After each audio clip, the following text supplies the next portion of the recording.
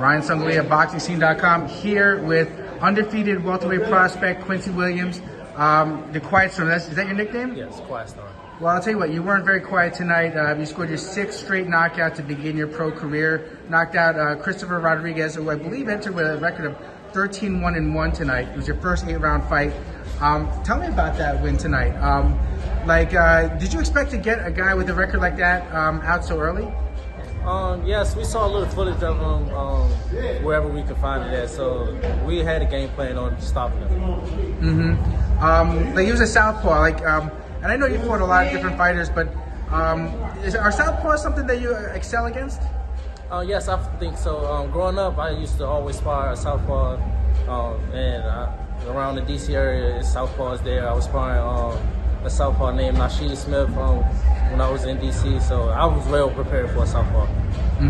So let's take it back a little bit, because for people who don't follow the amateur system as well, you were one of America's top amateurs. You won gold at the 2021 Junior Pan Am Games. You won the 2022 National Golden Gloves. In the final, actually, you stopped one of the best amateurs of recent times in America, Amir Anderson, in the 2nd round. Tell me a little bit about your amateur career. What were some of your proudest moments? Yeah, my amateur career was very great. I was a 7-time national champion, 1-time international champion. I feel like my toughest moment, one of my greatest memorable moments, was that stoppage with Amir Anderson and winning in gold against a Cuban. That was definitely my 2 most top moments. What was it? Because people look at your credentials and they'll think, why isn't this guy fighting in the Olympics? What was it that made you turn pro instead of pursuing that route? So I fought in the TCL, and that actually turned me professional very soon. I had really just qualified for the trials, and I fought in the TCL, and that turned me. So I couldn't really go back to fighting in the amateurs. Oh, so when you signed up for the TCL, did you know that was going to be something where you couldn't go back? Or? No, but they actually told me. So it was like an emotional feeling, because I had just lost in the finals to fight for the Olympic trials. So it was like a really emotional thing for me. How did you get over that disappointment then, of losing in the finals? I felt like it was a close fight. I give credit to Ben Johnson. He did his thing, so I can't complain. It was a good, close fight. You mentioned being from Washington, D.C. What was it that got you started in boxing?